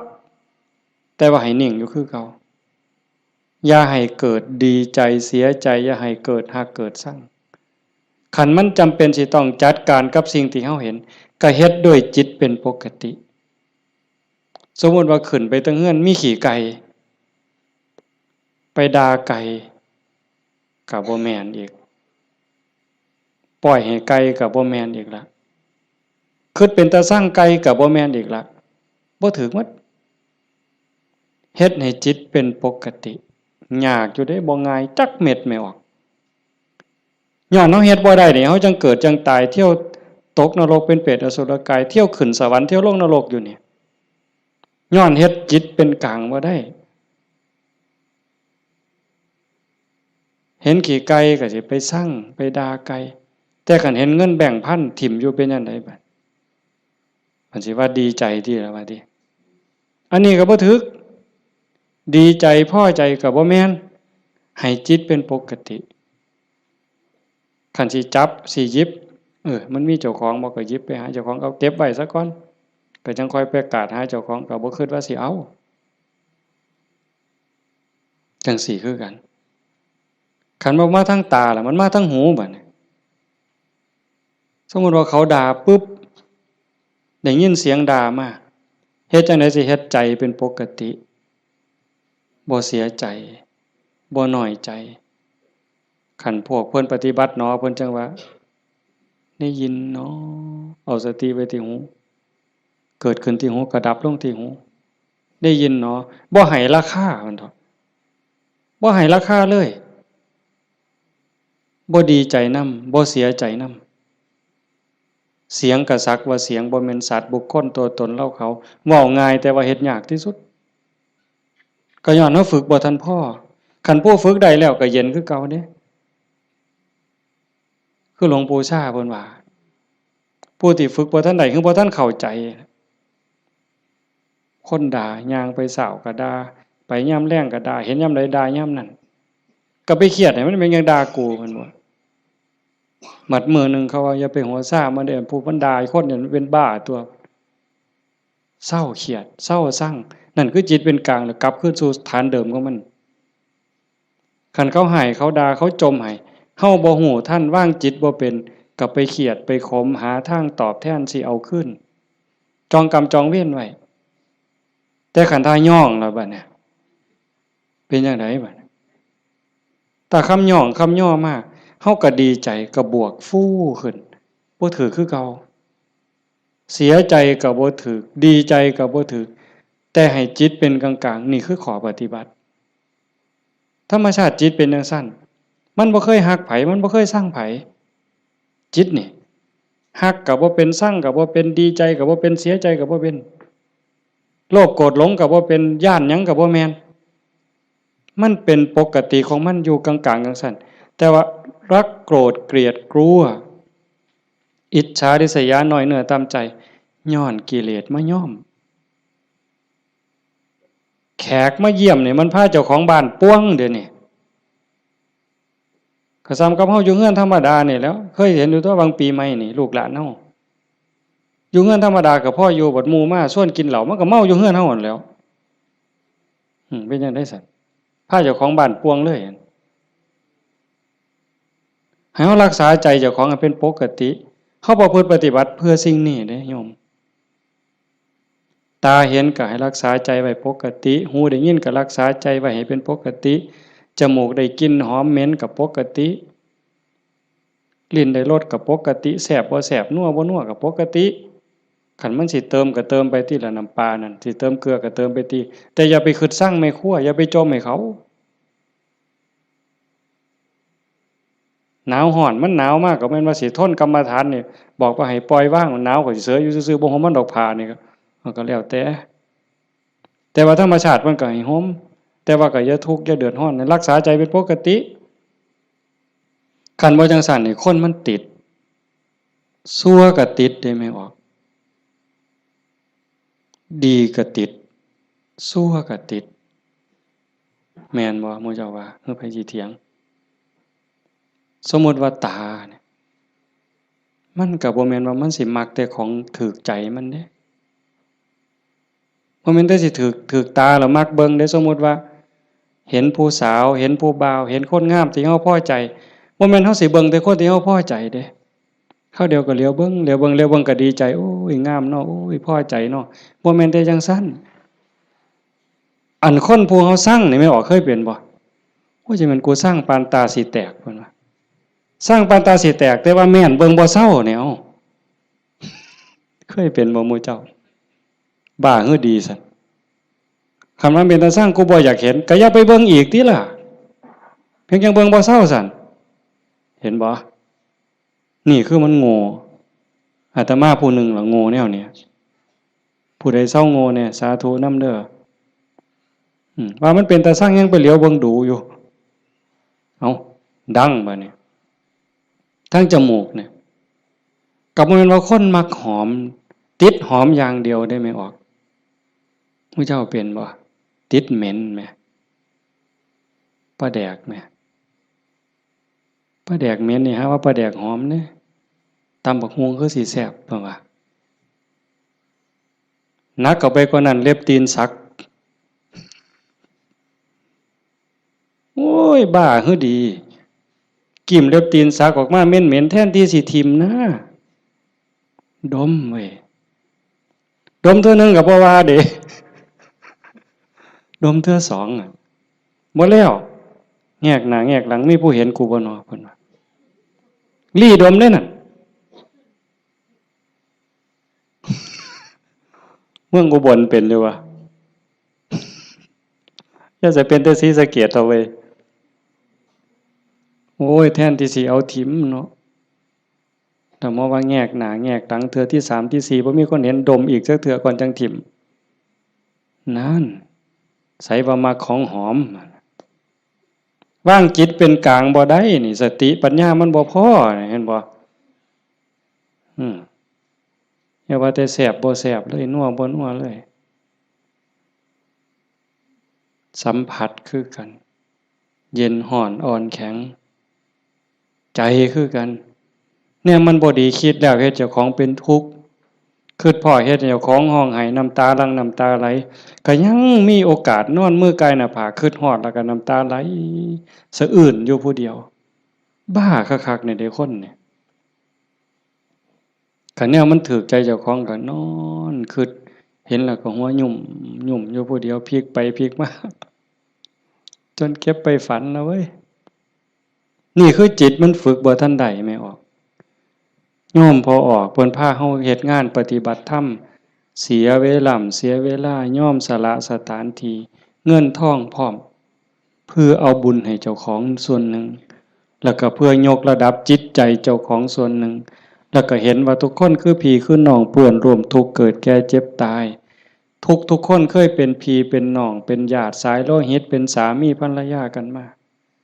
นับภพนับชาติบ่ถ้วนชาตินี้ชีวิตนี้ได้เข้าใจในหลักธรรมคำสอนของพระพุทธองค์กหวังให้เกิดประโยชน์สูงสุดส่วนหนึ่งเราก็ฉลาดบักคักถ้ามาเสือเอาสู่คนที่นั่งอยู่นี่แบ่งบุญเล่าเด้เรากินเปอร์เซ็นต์หมู่เจ้าได้เนี่ยเป็นพ่อค้าซ้ำนะหัวพ่อค้ายังมีอยู่นี่แม้แต่เฮ็ดบุญเด้ถ้าเบิ่งมื้ออื่นทราบบัดสิมื้อนี่บัดสิมื้อนี่จากโอ้ยอนุโมทนาสาธุเด้อนำพ่อใหญ่เด้อพ่อใหญ่ก็สาธุเอาหมดให้เจ้าได้บุญหลายๆจะแม่นอ่อนซ่อนเจ้าเห็นบ่เปอร์เซ็นต์ที่เราได้นำหมู่เจ้าเนี่ยจิตเราก็สะอาดขึ้นยิ่งเข้าใจในการประพฤติปฏิบัติหวังยกจิตยกใจพลังบุญตรงนี้เฮ็ดให้จิตเราสูงขึ้นมีกำลังใจขึ้นมีความเพียรพยายามมากขึ้นจิตโล่งโปร่งเบามากขึ้นพลังบุญมันส่งนี่คนฉลาดก็เฮ็ดแนวนี้คันคนบ่ฉลาดเด้มีที่มีสวนจังซี่สถานที่ดีๆจังซี่ส่วนหมู่มากินเหล้าเออกระท่อมงามๆจังซี่นั่งกินเหล้าเบิ่งแสงเดือนแสงดาวจังมันสิอ่อนซ่อนคักแล้วไปอีกคนละแนวแต่คนมีปัญญาก็เฮ็ดอีกแบบ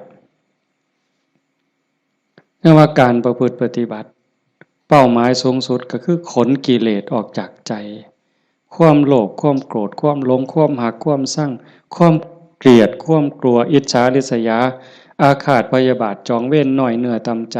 โยมสังเกตใจเจ้าของให้มันเห็นขันบ่เห็นตรงนี้ก็ง่มอีกโดนเติบได้กิเลสมันเกิดอยู่ใจเนี่ยคุณธรรมก็เกิดอยู่ใจเนี่ยนรกก็อยู่ใจสวรรค์ก็อยู่ใจเนี่ยเฮาสิให้อีหยังเกิดมันเกิดได้เทื่อละอย่างไม่ออกความโลภความโกรธความหลงอิจฉาริษยาอาฆาตพยาบาทจองเวรหน่อยเหนือตามใจหักสั่งเกิดในใจเฮาเกิดได้เทื่อละอย่างซ้ำกับตะเว้นขึ้นแจ้งมืดจักไปใสบัดยามตะเว้นตกดินความมืดจักมาแต่ไสความแจ้งจักไปใสยามเฮาดีใจนี่ความเสียใจจักไปใสมิดอ้อยส้อยยามเฮาสร้างขึ้นมาฮักกับมิดอ้อยส้อยผัวเจ้าของนี่ล่ะเคยเป็นบ่ผัวเจ้าของเมียเจ้าของนี่ฮักปานสิกลืนกินแพงกับแพงแต่บัดยามสร้างมาแล้วบ่โธ่ฮักจักไปไสจนขากันตายแล้วเว้ยเห็นบ่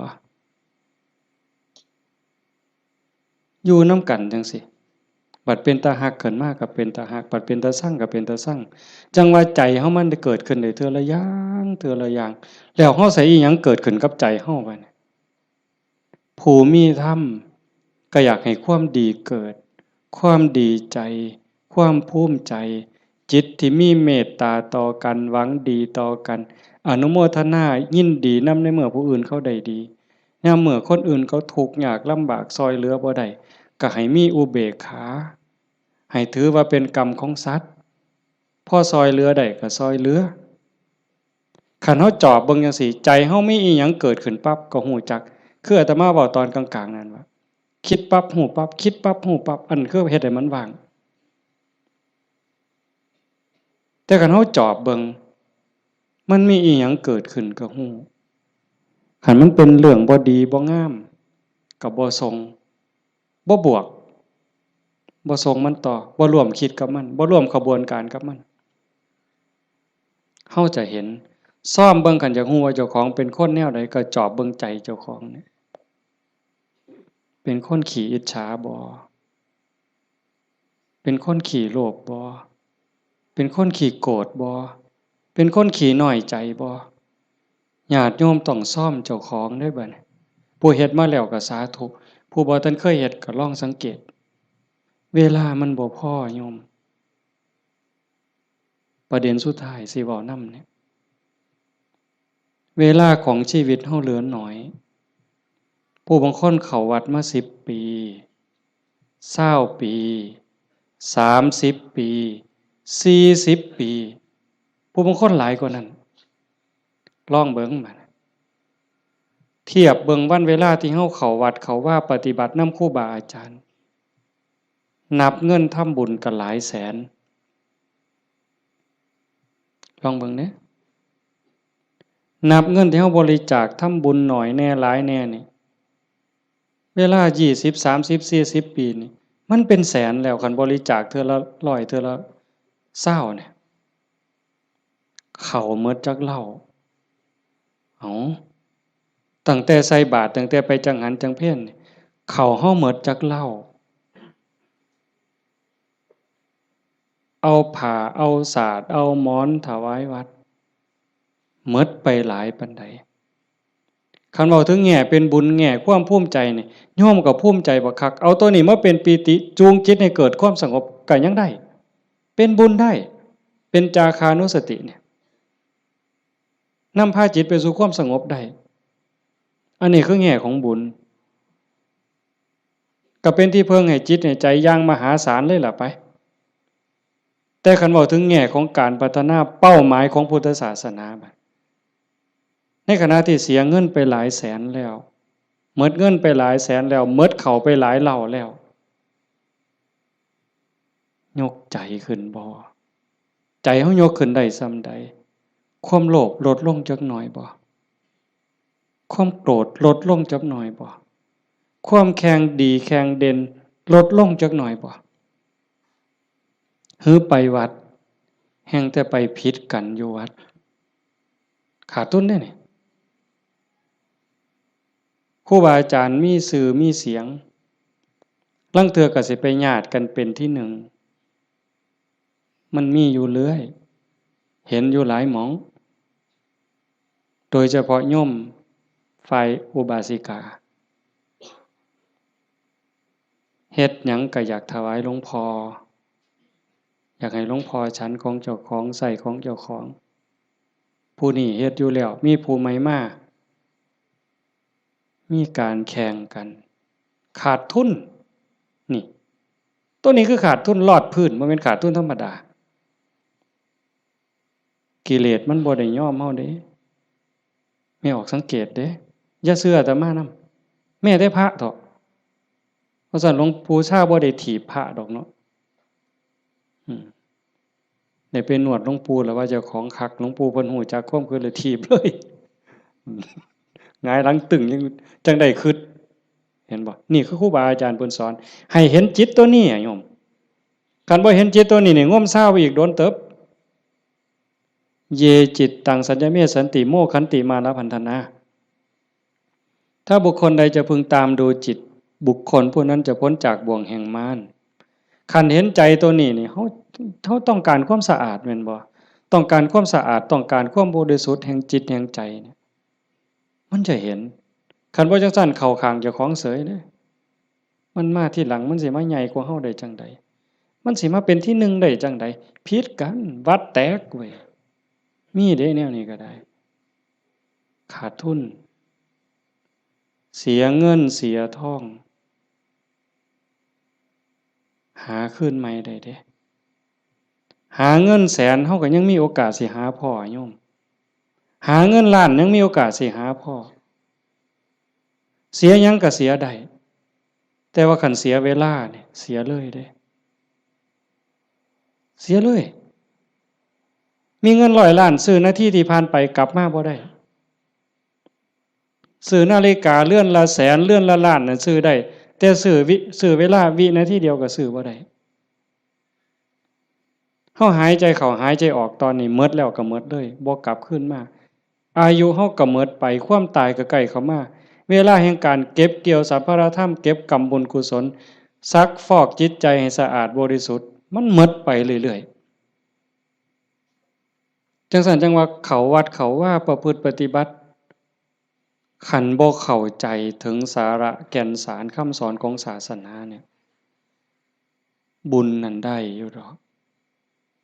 แต่มันบ่ทันปลอดภัยจังว่าพระพุทธเจ้าบ่ให้มาติดอยู่ที่บุญแต่เพิ่นให้เฮ็ดบุญให้สร้างบุญให้สร้างหลายๆแต่ว่าให้กายไปอีกสู่ความสะอาดบริสุทธิ์แห่งใจถ้ามันไปบ่ทันฮอดนั่นบ่ปลอดภัยเทวดาก็ตกสวรรค์ได้เห็นบ่จังซั่นจังว่าในเมื่อเฮามาสู่ขบวนการปานนี้โยมพอออกผู้เป็นเจ้าภาพก็ตั้งใจปานนี้เฮ็ดดีมาปานนี้ก้าวขึ้นไปอีกให้ก้าวขึ้นไปนี้ก่อนวันเวลาของชีวิตมันสิหมดให้พยายามเฮ็ดใจให้เป็นกลางๆหูได้ยินจมูกได้กลิ่นลิ้นได้รสกายได้สัมผัสก็เฮ็ดใจให้เป็นกลางๆสิปฏิบัติกับสิ่งที่มากระทบจากตาเห็นจากหูได้ยินจากจมูกได้กลิ่นลิ้นได้รสกายสัมผัสก็เฮ็ดด้วยสติอย่าให้รู้สึกว่าหักอย่าให้รู้สึกว่าซั่งอย่าเฮ็ดด้วยความซั่งอย่าเฮ็ดด้วยความดีใจด้วยความเสียใจอย่าเฮ็ดด้วยความหักให้จิตเป็นกลางกันเฮ็ดจังซี่คันเฮ็ดได้จังซี่มันอ่อนซ่อนเจ้าของเด้อาตมาก็เฮ็ดบ่ทันได้ก็ยังพยายามอยู่ก็จังว่าส่วนญาติส่วนโยมเฮ็ดไปพร้อมๆกันคันบ่จังซั่นน่ะมันเสียเวลาเสียดายเจ้าของ30-40 ปีหมดเงินก็หลายแสนหมดข้าวก็หลายเหล้าหมดเวลาในการทำมาหากินเงินที่มาบริจาคข้าวของที่มาทำบุญก็หมดไปแล้วเวลาล่ะคันเอาเวลานั้นที่มาอยู่วัดอยู่ว่ามาสร้างน้ำทำบุญไปหาเงินหาทองมันก็ต้องได้ตื่มกันอีกหลายเติบมันจักเท่าแต่ว่าเฮายอมเสียสิ่งนั้นเพื่อสิแลกเอาสิ่งที่ดีที่สุดสิ่งที่ประเสริฐที่สุดก็คือใจเจ้าของเนี่ยให้ได้ใจที่มีความสงบใจที่มีความร่มเย็นใจที่เต็มเปี่ยมด้วยความเมตตากรุณายินดีมุทิตากับผู้อื่นใจที่เป็นอุเบกขาโตสติความระลึกได้แล้วก็อุเบกขาตัวว่างจิตเป็นกลางจิตที่เฉยเป็นสิ่งที่เฮาควรจะหาให้มันได้หาให้มันพอให้มันเจอก่อนลมหายใจสุดท้ายสิดับลงไม่ออกให้มันพอจิตนี่ก่อนลมหายใจสุดท้ายสิดับลงเพราะนั่นคือพุทธะพุทธะคือความสะอาดจิตที่สะอาดจิตที่สว่างจิตที่สงบสะอาดจากหักจากสร้างจากดีใจจากเสียใจจากได้จากเสียจากบวกจากลบสว่างสวัยด้วยสติปัญญาหูเท่าท่านตามความเป็นจริงหักก็ตามสร้างก็ตามสรรเสริญนินทาก็ตามลาภยศสรรเสริญก็ตามสว่างตาโดยแสงไฟเพิ่นเว้าสว่างใจโดยแสงธรรมบ่ยินดียินร้ายเห็นทุกสิ่งทุกอย่างเกิดขึ้นตั้งอยู่ดับไปอนิจจังทุกขังอนัตตากฎของแต่ละขอบงำสรรพสิ่งอยู่สะอาดสว่างสวัยด้วยสติปัญญาสงบนิ่งจิตใจบ่กระเพื่อมด่ามากก็บ่กระเพื่อมย่องมากก็บ่กระเพื่อมนักแน่นคือกับหินเนี่ยจิตใจของพุทธะเป็นแบบนั้นสะอาดสว่างสงบหู้เท่าทันตื่นจากความหลับไหลเบิกบานจากการที่เจ้าของบ่มีโทษตรงนี้เป็นวิชาการของพุทธศาสนาเป็นหลักที่ชาวพุทธต้องปฏิบัติอันสิไปอ่อนว่อนบวงสรวงสวดแล้วก็ขอสวดแล้วก็ขอขันมันได้ซ้ำนั้นมันก็สิดีอยู่ขันมันได้พระพุทธเจ้าก็พาเฮ็ดแต่ตรงนี้ที่พระองค์เพิ่นสอนสลบจักเทื่อกลัวสิเป็นพระพุทธเจ้าหลวงปู่ชาลำบากปานใดอาตมาเคยอ่านพอเนาะว่าสิขึ้นไปอยู่เทิงภูว่าบ่อยากยุ่งบ่อยากยากนำการมาหาบิณฑบาตไป อยู่ทั้งผู้ก็ว่าสิเหี่ยวกินพุ่นเนาะเหี่ยวฉันพุ่นเนาะฝึกซ้อมจนปานนั้นบัดเป็นไข้เป็นหนาวไปอยู่กลางป่าก็บ่อยากให้ผู้พี่น้องยากนำก็ซ้อมมันสิใจขาดยามใดสิจูดไปสุดที่ถิ่มเพิ่นว่าบ่ได้ยินเสียงกวงห้องหลวงปู่เพิ่นปัญญาหลายอีหลีเนาะอาตมาก็จังได๋ดอกมื้อนึงไปอยู่สระอยู่วัดวัง 2-3 มื้อนั่นล่ะก็เปิดวิทยุฟังหลวงปู่เพิ่นเทศน์อาตมาก็หัวอยู่ผู้เดียวอยู่จ้อๆสั่นๆนี่คำสอนหลวงปู่ซ่าอยู่กับเจ้าของนี่อยู่หูดังนี่เนาะอยู่กับขนตานี่หักมุมจ้อๆธรรมะนี่โอ้จะแม่นปัญญาคักๆเพิ่นยังว่าโอปัญญิโกเป็นสิ่งที่ควรน้อมเข้ามาใส่ตนมันบ่อยู่ไสไม่ออกคันเวลามันสิเข้าใจมันสิฮู้เล็กๆน้อยๆนี่ดอกมันฮู้ในเจ้าของนี่มันเห็นในเจ้าของนี่โอปัญญิโกเป็นสิ่งที่ควรน้อมเข้ามาใส่ตนคันน้อมเข้ามาใส่ตนนั่นเป็นคำสอนของพระพุทธเจ้าคันน้อมออกไปจักแม่นคำสอนไผบัดนี้คันไปอ้อนวอนบวงสรวงเทวบุตรเทวดาอินทร์พรหมยมยักษ์พระเจ้าทั้งหลายนี่แล้วโลดแต่ว่าอาศัยการประพฤติปฏิบัติจังว่าการฟังเทศน์ฟังธรรมให้เป็นไปเพื่อความศรัทธาความเหลื่อมใสศรัทธาปาสาทะวิริยะความภาคเพียรพระพุทธศาสนาเพิ่นสอนเรื่องความภาคเพียรวิริเยนะทุกขมัจเจติเฮาสิล่วงทุกข์ได้ก็ย้อนความเพียรพยายามของเฮาเองผู้อื่นเฮ็ดให้บ่ได้คันเฮ็ดให้ได้มีผู้วิเศษผู้ศักดิ์สิทธิ์ครูบาอาจารย์เป่าให้เสกให้ผู้ใดสิเกินพระพุทธเจ้าพอออกว่าไผสิเกินพระพุทธเจ้าในโลกในจักรวาลเนี่ยคันมันเฮ็ดแทนได้ทำพิธีเฮ็ดให้ได้พระพุทธเจ้าเฮ็ดให้หมดมื้อเช้าย่างบิณฑบาตหัวแต่ว่ามันก็หาเรื่องอยู่เลยปีชงเพิ่นว่าปีนี้ปีชงหยังชงกาแฟ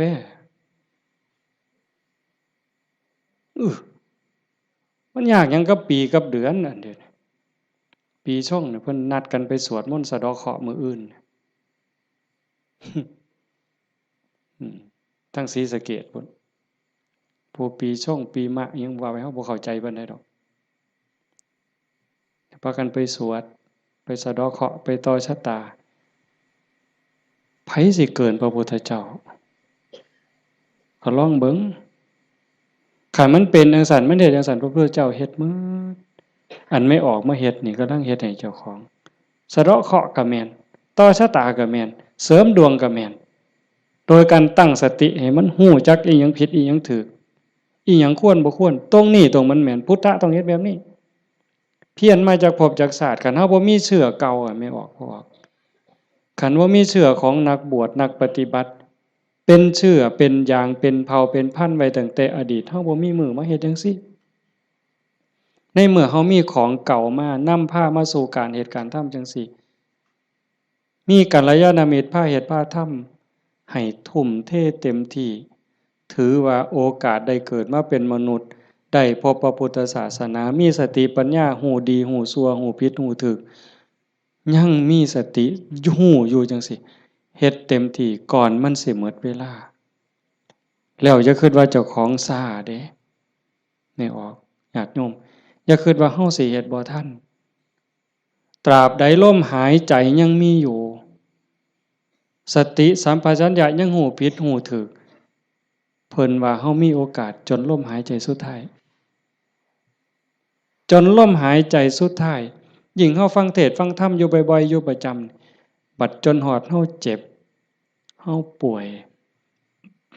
เฮาใจสิขาดสิล้มสิตายสิ่งที่เฮาฝึกมาตลอดชีวิต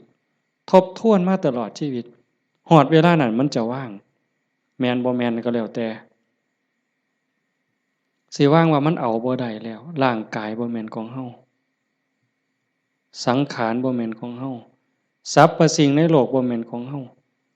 ดินดอนตอนหญ้าบ่แม่นของเฮาแม้แต่สังขารร่างกายก็สิถิ้มอยู่ไว้ๆนี่ว่างเด้ปล่อยเด้ ตัวอย่างที่อาตมาได้พบมาญาติธรรมวันที่9 พฤศจิกาอาตมาว่าจะพาไปสวดมนต์ที่พระใหญ่อำเภอเขืองในเพิ่นนิมนต์ไปเทศน์ก็เลยประกาศชวนญาติชวนโยมไปญาติธรรมกลุ่มหนึ่งผู้เฒ่าหน่อยที่สุดก็60แต่ส่วนใหญ่70ขึ้นไปเกิดอุบัติเหตุโยมอาจจะได้ยินข่าวอยู่ว่าจักรถสิเลี้ยวเข้าพระใหญ่เขิมเพื่อเขืองในเลี้ยวเข้าไป2 ขั้นหน้าไปติดหลุมสิลงจากทางลาดยางมันมีหลุมก็คอยหยอดขั้นหน้าคอยหยอดขั้นหลังก็จอดนิ่งๆรถวัดป่าใหญ่เมืองอุบลแล่นมาต่ำเขาเต็มลำหลังหัวเก่งนั่นคนอยู่ทั้งหลังนี่7อยู่ทั้งหน้า2คนทั้งหน้า2บ่เป็นหยังแต่อยู่ทั้งหลัง7คนนี่ฟ้งลงรถตาย3บาดเจ็บหนัก4เป็นจังได๋พวกผู้เฒ่าทั้งหมดนี่ว่าชีวิตเฮาอันนี้เพิ่นเว้าก่อนเป็นได้เว้ามาเรื่อยๆดอกบ่แม่นเว้ามื้อนั้นเว้าเรื่อยๆเว้าตลอด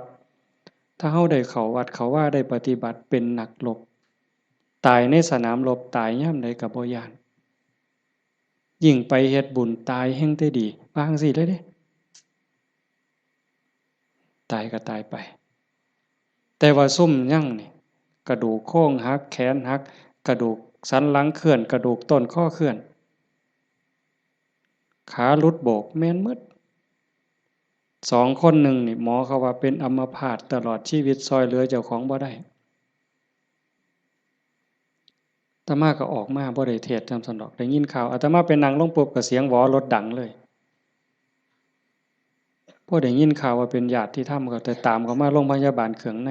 พอแต่ไปฮอดแม่ใหญ่นึงเขาก็ไปเขามาอุบลก็หลายแล้วแต่แม่ใหญ่นึงนอนอยู่ก็เจ็บแขนหักหน้านี่ลอกหมดเลือดแดงพอแต่เห็นโอ้ยอาจารย์แขวหักเพิ่นว่า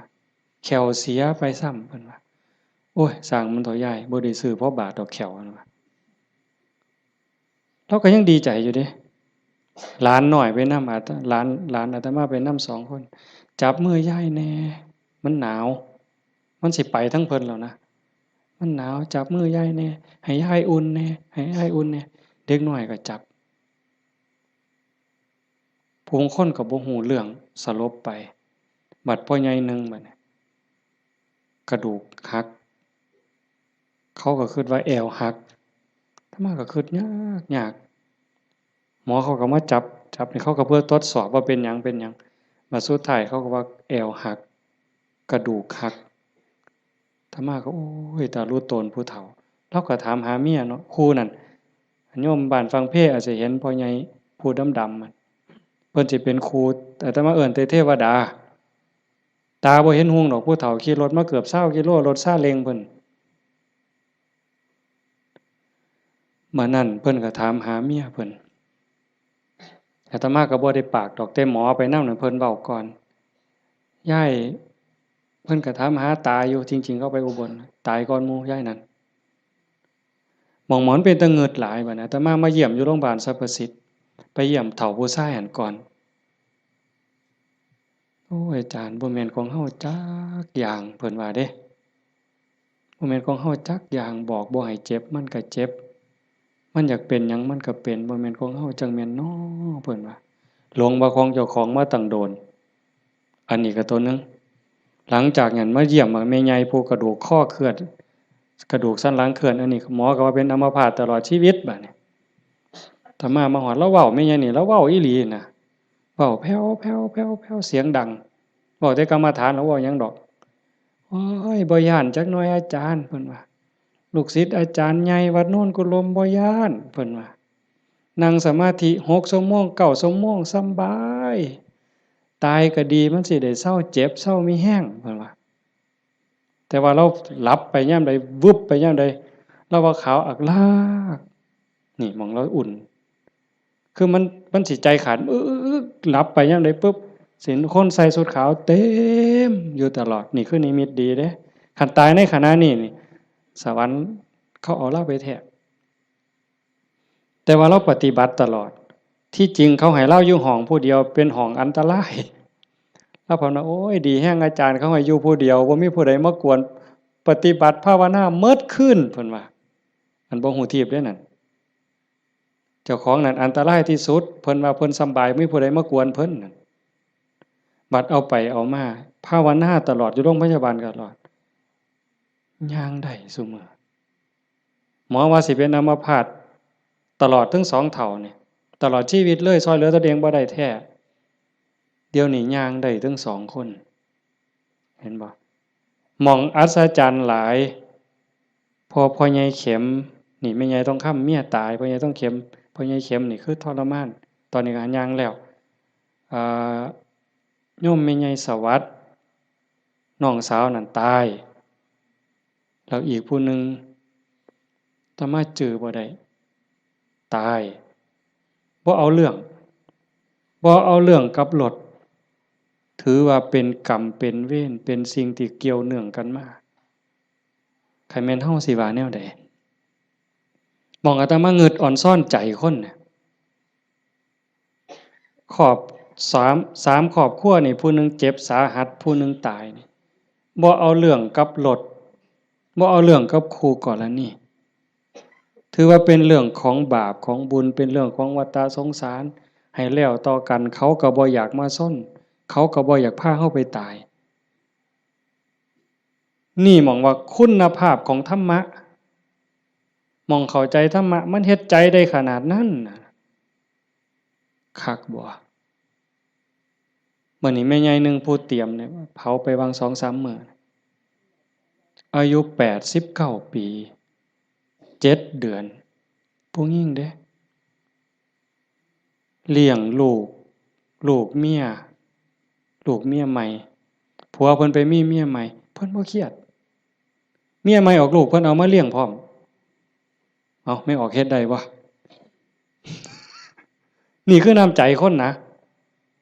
แม่ใหญ่นี่เราปฏิบัติธรรมอยู่นำครูบาอาจารย์มาตลอดลูกเราดีหมดซุคนเป็นหมอ2เป็นครูผู้หนึ่งเป็นเจ้าหน้าก็มีอยู่2คนแต่ว่าหม่องอัศจรรย์คือเราปฏิบัติตลอดโยมไม่ออกสวดปาติโมกข์ได้ที่พระเพิ่นลงปาติโมกข์นี่แม่ใหญ่น่ะเราสวดได้อาตมาสวดบ่ได้หม่องเป็นตะงึดหลายแต่ว่าเราตกศาลาเทื่อนึงย่างจงกรมมันมืดตกศาลาสมัยก่อนนั่นขาหักนู่นว่าซั่นว่าเห็นบ่บัดมื้ออาตมาสิไปเยี่ยมอาตมาไปเทศน์ฟังทั้งครูขันธ์ก็เลยว่าสิกายไปทางนั้นลูกชายเพิ่นว่าบ้านอยู่ทางนั้นก็เลยพาไปเยี่ยมลูกชายก็บอกว่าอาจารย์สิมาเยี่ยมเราลุกบ่ได้ตลอดแต่ว่าสติเราดีเด้เพราะแต่ว่าอาตมาสิไปเสียงรถเขาไปจอดแล้วลุกขึ้นมานั่งพออาตมาไปนั่งลงแล้วก็กราบได้เทื่อเดียวดอกก็นอนมันวิ่นหัวปานนั้นเราก็เว้าธรรมะโต้ตอบได้ทุกเรื่องสติบ่ขาดลูกหลานจักว่าเท่าใดมาเต็มเฮือนแล้วจำได้ฮอดซุมบ่นุ่งผ้าว่ามันชื่อหยังนิสัยมันดื้อบ่ดื้อแล้วฮู้ผู้นี่หมองลูกหลานว่าย่าย่ายอยู่อีกเด้อโอ้ยมันทุกข์มันยากบ่อยู่ดอกอยู่น้ำหลานอีกแน่อยู่โดนแล้วผู้นี่มัดมือสิใจขาดหลานผู้เรียนอยู่จุฬากำลังขึ้นรถลูกชายว่าย่าถ่าหลานเด้อหลานกำลังขึ้นรถโอ้ยถ่าบ่ถ่ามันก็บ่แม่นแม่วะเราว่าเป็นเรื่องของเพิ่นว่าเห็นบ่เป็นเรื่องของเพิ่นบ่แม่นเรื่องของย่าหมองคักหลายว่าเราตายนั่นเรานอนตะแคงข้างขวาเลียนแบบพระพุทธเจ้าเลยสติจำได้มื้อสิตายแล้วกินข้าว3เทื่อได้กินข้าวปกติเว้าได้ปกติเพียงแต่ว่านอนไปแล้วก็มาหลับเอาตอนมาดับไปตอนตีสี่คนตายลูกนี่เป็นหมอ2แล้วก็หลานเป็นหมออีกผู้หนึ่งมันบ่เข้าในทฤษฎีอะโยมพวกนี้อยู่นำคนตายมาตลอดลูกหลานสาวอยู่ห้องชันสูตรพลิกศพพร้อมคนตายเขาพิสูจน์ว่ามันจะเย็นไม่ไงนี่แล้วอุ่นบัดเนี่ย ตายไปแล้วจากตีสี่กว่าๆจนฮอด5 โมงเช้าเอาเขาลงเรายังอุ่นอยู่แต่เฮ็ดจังได๋บ่ได้เพิ่นก็ลูกชายเพิ่นก็โทรมาถามอาจารย์สิว่าแนวใดอาตมาเลยว่าบ่ต้องฉีดยาเด้อ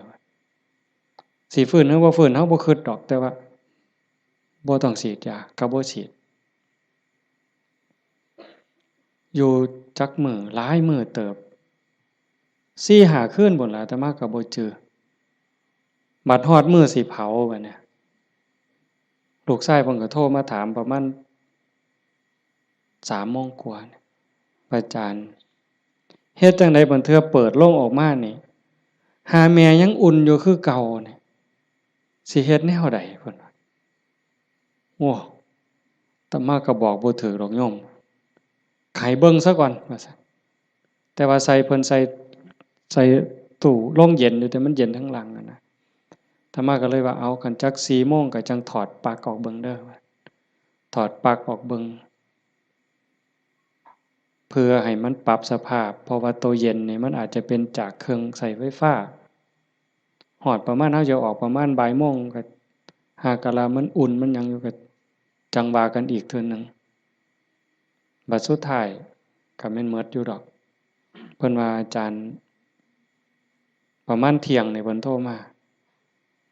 ก็บ่เย็นปานใดแต่ว่ายายบ่แข็งเพิ่นว่าเย็นอยู่แต่ว่ามันบ่แข็งคือทั่วไปคันจั่งซี้ก็หมดไปตามธรรมชาติก็เฮ็ดไปเด้อคือที่เว้าให้โยมฟังนี่หมายความว่าอย่าให้เราปฏิบัติมาตลอดจิตใจเราดีเรางามบ่เคยด่าไผจักเทื่อลูกว่าลูกเมียใหม่เขาผัวก็อยู่นำเมียใหม่นี่เอาลูกมาเรียนเราก็ป้อนข้าวทอกันนี่เลี้ยงซ่ากันป้อนปลาป้อนข้าวก็บ่ให้ลูกเจ้าของคำใหญ่กว่าเด้คำทอกันอืมอาบน้ำให้ก็คือกันสอนก็คือกันฮักเท่ากันใจคนนั่นมันจังว่าคันมันได้ฝึกได้ฝนมันมีธรรมมันก็สุดยอดอยู่นี่โยมพ่อใหญ่พาเฮาประพฤติปฏิบัติเฮ็ดงานจังซี่เฮามาประพฤติปฏิบัติสูงสุดก็เพื่อยกจิตยกใจเด้อสรุปตรงนี้เด้อบุญนั่นเป็นของตายจังได๋เฮาก็ได้เต็มที่อยู่แล้วแต่สิ่งสำคัญน่ะให้ยกจิตยกใจเจ้าของให้มันสูงขึ้นจากอำนาจของความโลภความโกรธความหลงความอิจฉาริษยาอาฆาตพยาบาทจองเวรน้อยเนื้อต่ำใจเฮาสิเอาชนะมันได้เฮาสิสูงขึ้นกว่าอำนาจของกิเลสได้ย้อนโยมสังเกตใจเจ้าของ